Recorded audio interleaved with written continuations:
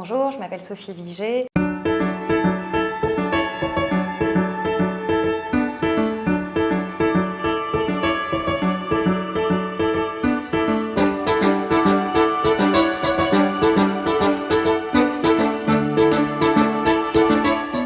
Mon parcours en quelques phrases, je crois qu'un élément essentiel au départ, c'était que j'avais très envie de faire des activités qui étaient estampillées comme étant des activités masculines depuis toute petite.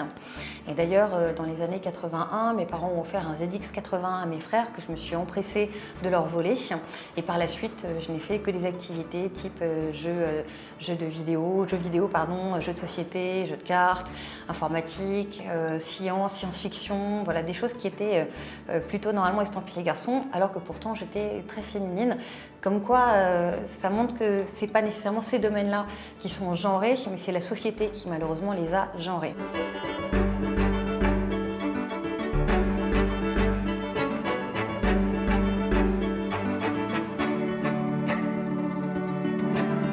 J'ai découvert que j'étais très douée en programmation.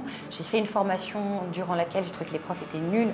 Donc je suis moi-même devenue prof en faisant une sorte de putsch.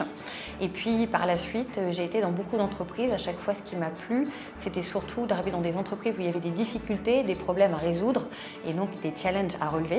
Et chaque fois que ceci était relevé, je m'ennuyais un petit peu, donc je repartais. Et puis ensuite, j'ai eu une petite fille. Ensuite, j'ai été travailler dans une école comme directrice pédagogique en 2008. Jusqu'en 2013 où j'ai été nommée directrice de la Web Academy, puis 2014 du Samsung Campus, puis 2015 de la Coding Academy by Epitech. Et j'ai eu l'immense honneur et l'immense chance en 2018 de devenir directrice générale de 42.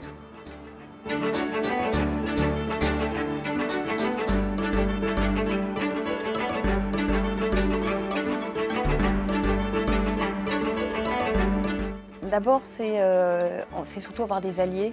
Et en fait, ça a souvent été des hommes, les alliés. Je pense que ça change et que maintenant, il y a de plus en plus de femmes qui sont au pouvoir ou qui sont capables justement d'apporter du soutien. Et bien maintenant, les alliés peuvent être masculins ou féminins. Et c'est vrai que moi, j'ai beaucoup d'hommes. C'est vrai que par exemple, 42, c'est un homme qui m'a prévenu, attention, la place est disponible, tu devrais postuler. C'est vraiment ce poste est fait pour toi.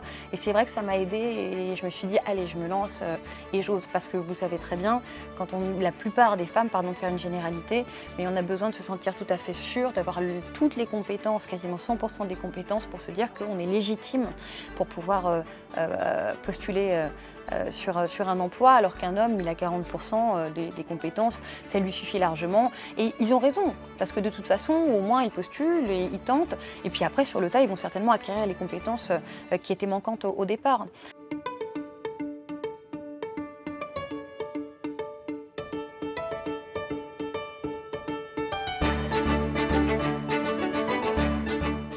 C'est beaucoup d'humain et certainement beaucoup de travail, mais moi, ça ne me donne pas le sentiment, par exemple, que ce soit des nuits blanches, que ce soit difficile, parce que c'est toujours pareil, quand on est passionné, c'est quelque chose qui nous plaît, ça active le circuit de récompense, et en fait, du coup, c'est gratifiant, donc on n'a pas le sentiment ni de s'épuiser, ni que ce soit quelque chose de difficile.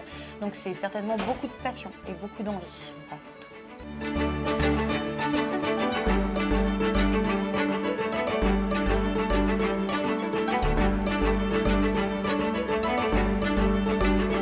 Il n'est pas si mal que ça, le sentiment d'imposture aussi, parce qu'il permet peut-être parfois de garder tête froide.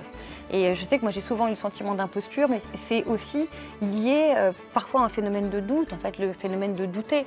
Je trouve ça très intéressant et très bien d'avoir des convictions, des croyances, de les défendre bec et ongle avec toute sa capacité de rhétorique, de discours, de raisonnement, mais de garder toujours une petite voix derrière qui vous rappelle que vous avez beaucoup changé, vous avez évolué, que personne ne détient une vérité absolue, que souvent les choses sont multiples et complexes et qu'il faut être capable d'être assez souple et assez agile et de pouvoir changer aussi de point de vue.